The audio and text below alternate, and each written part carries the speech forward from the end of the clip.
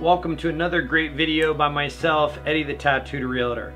Before I begin, be sure to take a moment to subscribe below, like the video, comment. I would love to hear from you. You can find me on Instagram at Eddie_the Tattooed Realtor, and I'd love to meet you via virtually or maybe even in real life one day. So let's jump straight into it. My goal here is to educate and inform and to learn from the mistakes and the benefits that I've gone through so that you can get the most out of what you're trying to do. So real estate investing 101, if you will. Think of this like your first day in real estate court or real estate investing. Real estate investing can be one of the most beneficial and you can make a lot of money in it. I was thinking of a word for it, but you can make a lot of money in it. And it can also be one of the most dangerous things to get into if not done correctly. I've seen so many of those seminars in person, online, wherever they may be, and they're pitching false dreams, or they're making you what they call in the industry a bloodhound. What I mean by a bloodhound is you go and search for the properties and they quote unquote will buy them for you and you get a commission off of it. To me, I would rather work for myself, do things the right way, slowly, and not take a cut from someone else. So if you're gonna get into real estate investing, take the time to do the research, become educated in the topic, and to ask around and to learn. So here are my tips for real estate investing. I always write down things in my handy dandy notebook. You guys have always probably seen this because I wanna make sure I stay on track. I take a long time developing these scripts, so I wanna make sure that I give the points to you that I've found the most value out of, that I wish someone would have told me. So the first thing I have here is you have to understand that you need to make money on the buy. What I mean by make money on the buy is you do not want to make money speculatively, meaning like, oh, I buy this house now for $100,000. Well, 10 years from now, it's gonna be worth $1 million. Well, that's speculative. I mean, you don't know if an asteroid's gonna hit the earth. I'm sure, I hope it's not, but that's speculative investing. That's dangerous, because you're hedging your bet.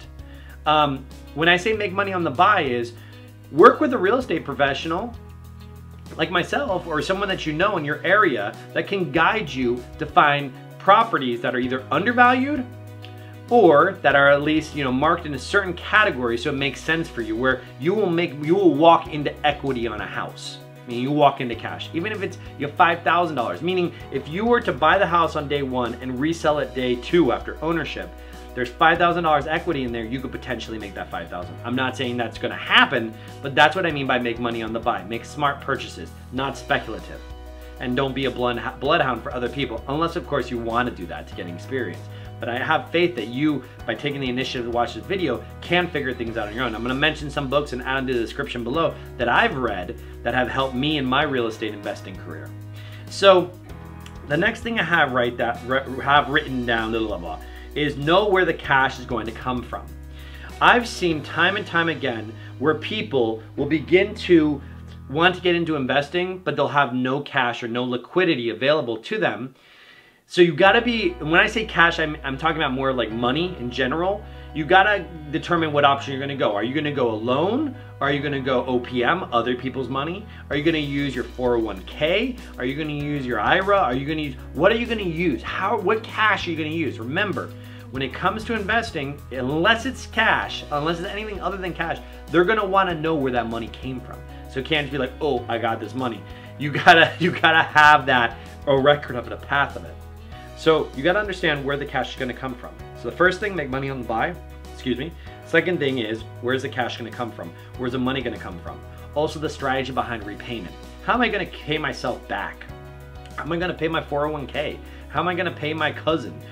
You don't wanna be in debt to anybody, but I believe in managing your risk in terms of reward when it comes to investing and using other people's money like a lender or something like that.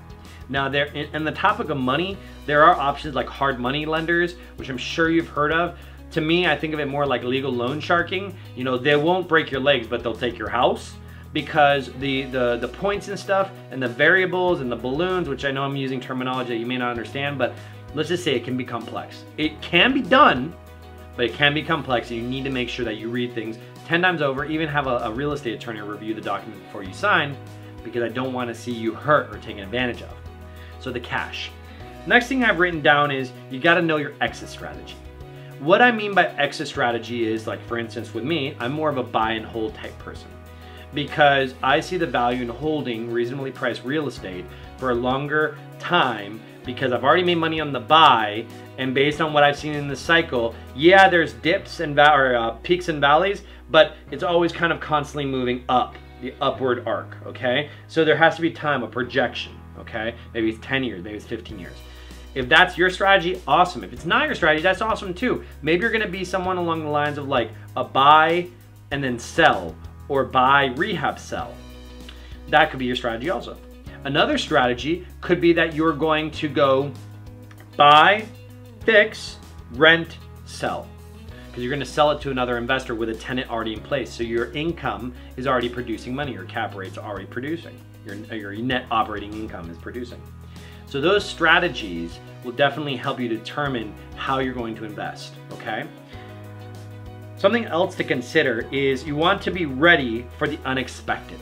So you want to have your team, and in previous videos, be sure to check them out here on my channel. In previous videos, I've talked about developing a team. And what I mean by a team is your real estate professional, your mortgage officer, broker, your title company, your insurance company, your handyman or your repair guys, your appraisers, your, what's it called? What was the biggest one? Oh, your inspection people. I don't know if I mentioned them already. Those are your team. And it could go on beyond that, but you want to make sure to have a well-structured team. People that have experience in this, in what you're trying to do. Because if you don't have the team, things are going to be a lot harder, okay? So make sure to develop your team. Also, with being ready for the unexpected is you got to have cash saved up, or at least a means in which to pay it. A repair, okay? The likeliness that a repair, it's really hot, sorry, I'm sweating a little bit. So the likeliness of a repair that's gonna take place, it's highly likely. So you're gonna have a nest egg saved up or a credit card, some way you're gonna pay for this repair. Sometimes you could go like a home shield, which is like more of a warranty, a home warranty. They are good ideas in certain cases, so do your research, but be prepared for the unexpected.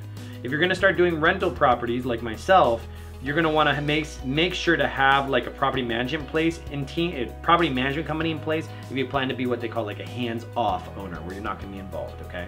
I am more of a hands-on owner. So the other thing I have right here is know your market. Know your market. What are you gonna buy? Where are you gonna buy it? What is your price range? So on and so forth. Because I hear people all the time say, I want to get into real estate investing. Where to start? Awesome. Let's have a conversation to understand what your market is. Well, I want to get anything. Well, that really doesn't work very well in real estate investing because number one, you got to have like unlimited cash source. Number two, it's like you can never really be a master of one particular market. Once you become a master of one particular market, then you move on to others. So know your market. And to finalize and close in this video, I've kind of broken down some of the investing ideas that you could do. And we talked about some already. The first one I wrote down here was buy, fix, and sell. Rehabbing, okay? Rehabbing can be great, but I recommend that you link up with someone who is either a master like repair type person or is familiar with that world, a general contractor, because they can see things that you may not know about yet, like dry rot or damaging organisms, electrical issues. Oh, that electrical panel has to be replaced. Oh, those aren't GFI outlets. Oh, the plumbing is wrong. You're gonna need those people to help you fix the property back up. So buy, fix, and sell. Okay, remember, because we're making money on the buy. So we're walking in with the equity. That's the projection, okay? Next thing I have here is tax auctions. Tax auctions, because I've done it, is a very cloak and dagger type, let's call it industry. There aren't a whole lot of resources out there. You can find some. Number one, do your homework. Talk to the tax county that you're gonna go, or the county that you're gonna go auction in. Understand their rules. Understand how much of deposit you have to put down. Understand what's the liability if you don't close on that property. Will you be banned from ever bidding again? You know, ask them, what are you getting? A marketable title? Or are you just getting like, you know, some sort of like willy-nilly title where you really don't own it? You gotta do your research. So tax auctions, cloak and dagger, do your research. Make sure you talk to the county. I recommend going directly to the county's office and speaking to them face-to-face. Or go to the city, speaking to them face-to-face. Just a little tip here is some properties are actually kept off the market when it comes to auctions, so you might find properties that nobody else is looking at. Something to consider. Foreclosures. Now, we saw the dip in foreclosures when it was 2000, and I'm really sorry, I'm sweating up a storm here. But you found a lot of foreclosures when it was like 2008-ish, or 2000 coming down, 2009-ish, when the crash happened, because of the mere fact that people were unable to pay their mortgages. So the foreclosures happened. Banks started foreclosing on them. Foreclosures can be just like a normal sale, but you definitely want to understand what the lender is going to require for that foreclosure. They usually don't make concessions, meaning they won't make modifications or repairs, and also they do have specific type of mortgage products they're willing to accept. So that's definitely something to consider. Buying and holding, we talked about that. Leasing it, I like that because that's just a projection thing that I enjoy, and I see the benefit in it. It could be pay off really well, especially with Airbnb now. You know, their platform, if your state has it or your city allows it, could be huge, okay? Huge. So you wanna make sure to check into that. Buy, move, I call this buy, move, buy, move. What I mean by buy, move is you buy a home, you live in it for the appropriate amount of time that your particular loan product requires. I believe FHA is 2 years before you can rent. And then you rent it and you buy another home, you live in it, and you rent it and you keep going down. Or you buy a home, live in it for a time being, put it on the market, sell it, and then move on to the next property. I'm more of the buy, rent, so you build up a portfolio, okay? And your portfolio could be whatever you're trying to acquire. 10 properties in 10 years, 10 properties in, 5 years. Make it achievable, because these goals that are outlandish, that's great. I'm so glad you're inspiring to get $1 billion portfolio, but you got to do what you can do today to move that stone forward, to get it rolling, right? So buy, move. And the last thing to mention in closing is commercial. Commercial real estate is a totally different animal in itself. If you're going to get into commercial investing, it, in my opinion, is a highly profitable market, but it is also a radically different type of investing. You need to link up with a real estate commercial agent, someone who just does commercial real estate. And when I talk about commercial, I'm talking about like warehouses, restaurants, salons, businesses, corporate buildings, things of that nature. There's a lot of money to be made in that world, and you need to make sure that you pay attention and do the homework, okay? Commercial investing. But before I leave you, I did write down a couple books that I'd recommend that you read to help better educate you in investing as well as in finances in general. The first one is Rich Dad, Poor Dad by Robert Kawasaki. Great book. Principles still apply. They have it on audiobook, YouTube. I'm sure you can find it audio. You can check your public library. Great book to read. Rich Dad, Poor Dad by Robert Kawasaki. Probably mispronouncing that. I'm sorry, Robert. The next thing is Building Wealth One House at a Time by John Scrub, okay? And once again, I'm probably mispronouncing his last name. I apologize, John, but it's called Buying Wealth One House at a Time. Great resource, huge nuggets of gold, as I like to call them, to help you push you in your right direction. So thank you so much for watching this video. I'm Eddie the Tattooed Realtor. Follow me on IG at Eddie_the Tattooed Realtor. Be sure to subscribe and like this video, subscribe to my channel, comment below. I'm here to help. All my contact information is in the description below.